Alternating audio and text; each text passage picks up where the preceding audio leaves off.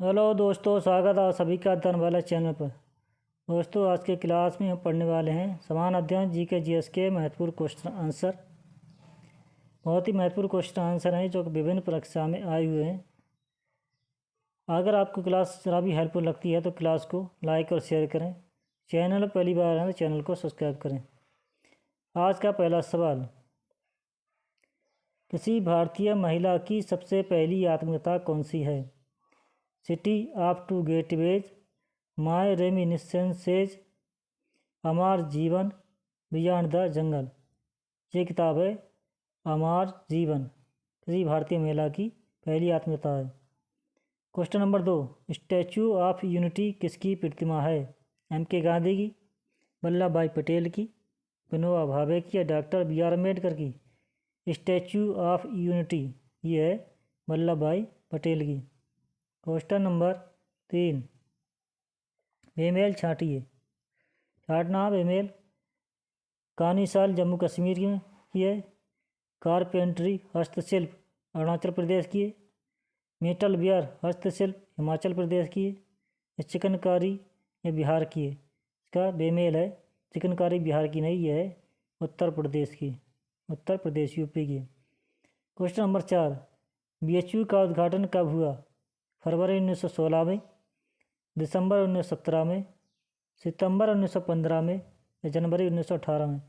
BHU का जो उद्घाटन हुआ था ये हुआ था फरवरी 1916 में। Question number 5, law of multiple proportion की खोज किसने की?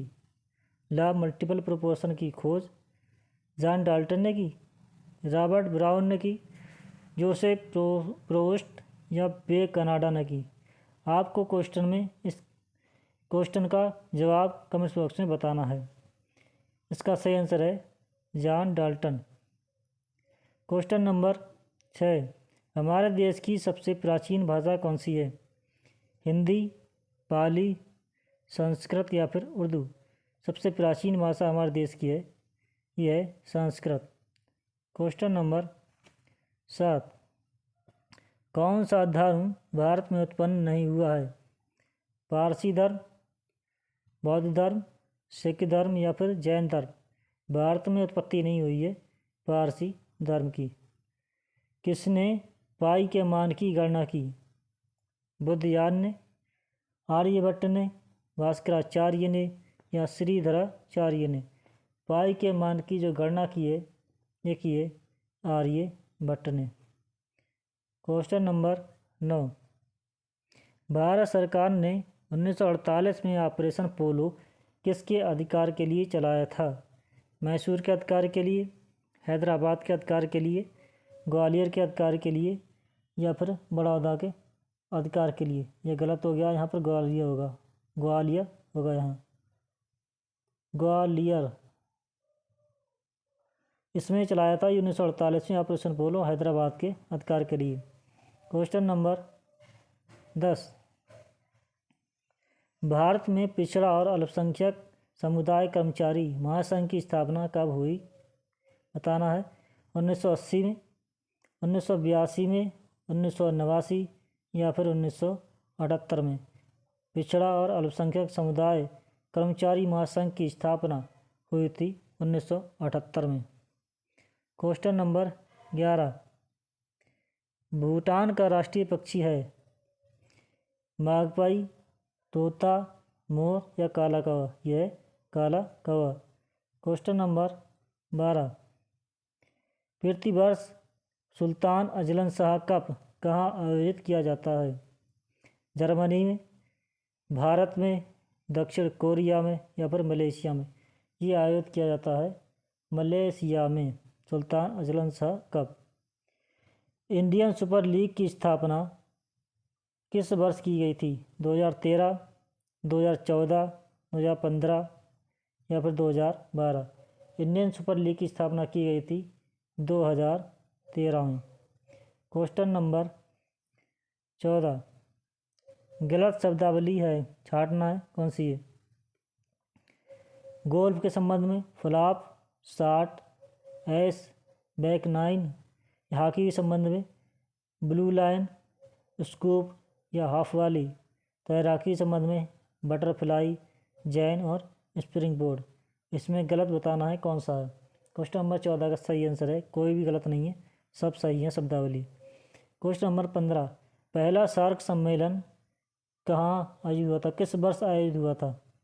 1992, 1985 में, 1972 या फिर 1990? पहला सार्क सम्मेलन आयोजित हुआ था 1985 में, 1985 में।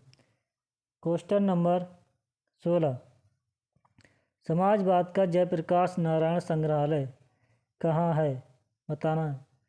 अमृतसर पंजाब में या फिर नई दिल्ली में या लखनऊ उत्तर प्रदेश और बड़ौदा गुजरात? समाजवाद का जयप्रकाश नारायण संग्रहालय ये है लखनऊ उत्तर प्रदेश में। क्वेश्चन नंबर 17, स्वर्ण क्रांति जिसे कहते हैं गोल्डन रिवॉल्यूशन किस क्षेत्र से संबंधित है?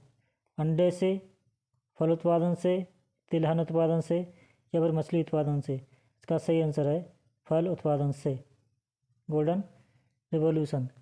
क्वेश्चन नंबर 18, किसने वर्धा योजना या फिर बुनियादी शिक्षा को प्रस्तावित किया था? महात्मा गांधी ने, बाल गंगाधर तिलक ने या फिर जवाहरलाल नेहरू ने या वल्लभ भाई पटेल ने? अगर आपको इस क्वेश्चन का जवाब मालूम है तो आप कमेंट्स बॉक्स में ज़रूर बताएं। इसका सही आंसर है महात्मा गांधी ने। क्वेश्चन नंबर 19, राष्ट्रीय पेंशन योजना से जुड़ने के लिए न्यूनतम आयु कितनी है? 18 साल, 21 साल, 25 साल या फिर 30 साल? 19 का सही आंसर है ये 18 साल न्यूनतम आयु। क्वेश्चन नंबर 20, प्रति व्यक्ति आय के संबंध में बताना। प्रति व्यक्ति आय को भी कहा जाता है, इसका दूसरा नाम क्या है प्रति व्यक्ति आय का? क्या सकल राष्ट्रीय उत्पाद, सकल घरेलू उत्पाद या फिर औसत आय या फिर कुल आय? प्रति व्यक्ति आय को कहा जाता है औसत आय। औसत आय जो देश की निकाली जाती है प्रति व्यक्ति आय से ही निकाली जाती है। भारत में सबसे छोटा दिन कब होता है? 22 दिसंबर या 21 मार्च या 22 जून या 23 सितंबर? भारत में सबसे छोटा दिन जो होता है 22 दिसंबर, ठंडों के दिन में। क्वेश्चन नंबर 22, उत्तरी गोलार्ध में सबसे लंबा दिन कब होता है? उत्तरी गोलार्ध में 20 मई को, 21 जून को, 20 जुलाई को या फिर 21 अगस्त को? का सही आंसर है 21 जून को होता है सबसे लंबा दिन उत्तरी गोलार्ध में, तो जब बहुत ज़्यादा गर्मी पड़ती है। सबसे छोटा दिन जब बहुत ज़्यादा ठंड पड़ती है, दिसंबर को। पृथ्वी पर दिन और रात की अवधि लगभग समान होती है, कब होती? मध्य रेखा पर, ध्रुवों पर, मकर रेखा पर या आर्कटिक रेखा पर? दिन और रात की अवधि लगभग समान होती है, ये होती है मध्य रेखा पर। क्वेश्चन नंबर 24, दोनों गोलार्धों पर समान दिन और रात होते हैं, कहाँ होते हैं, कब होते हैं ये? 21 जून और 21 मार्च को, 15 जुलाई और 21 सितंबर को, 21 मार्च और 23 सितंबर को, 5 जून और 21 सितंबर को? दोनों गोलार्धों में समान दिन और रात बताना है, तो ये होते हैं 21 मार्च और 23 सितंबर को समान दिन और रात होते हैं, बराबर के। क्वेश्चन नंबर 25, भारत के राष्ट्रीय ध्वज को कब अपनाया गया? ध्वज को कब अपनाया गया?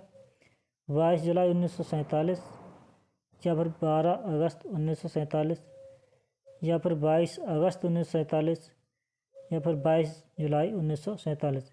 राष्ट्रीय ध्वज को अपनाया गया था 22 जुलाई 1947 को।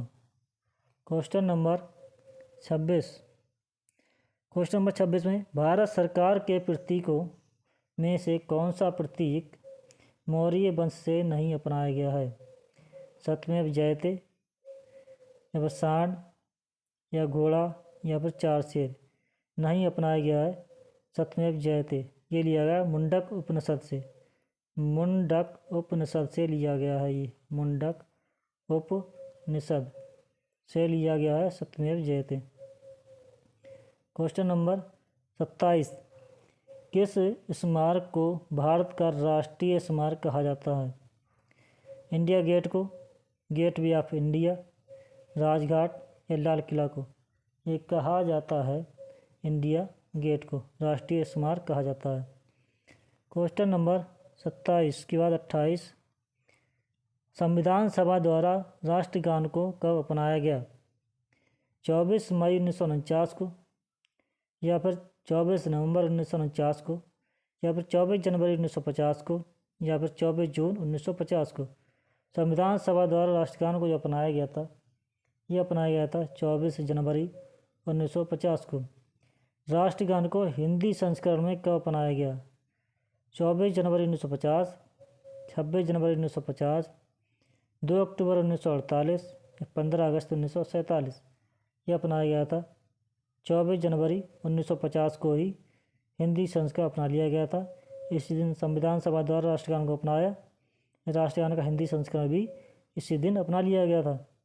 क्वेश्चन नंबर 30, डोगरी भाषा किस राज्य या केंद्र शासित प्रदेश की है? ये दादर और नागर हवेली की, त्रिपुरा की, जम्मू और कश्मीर की, या फिर मिजोरम की? डोगरी भाषा, ये डोगरी भाषा जो है यह है जम्मू और कश्मीर की। दोस्तों आज की क्लास हम यहीं तक एंड करते हैं। उम्मीद करता हूँ आज की क्लास आपको हेल्पफुल मालूम हुई होगी। क्लास को लाइक और शेयर करना ना भूलें। चैनल पहली बार है, चैनल को जरूर सब्सक्राइब करें। थैंक यू, धन्यवाद, बेस्ट ऑफ लक।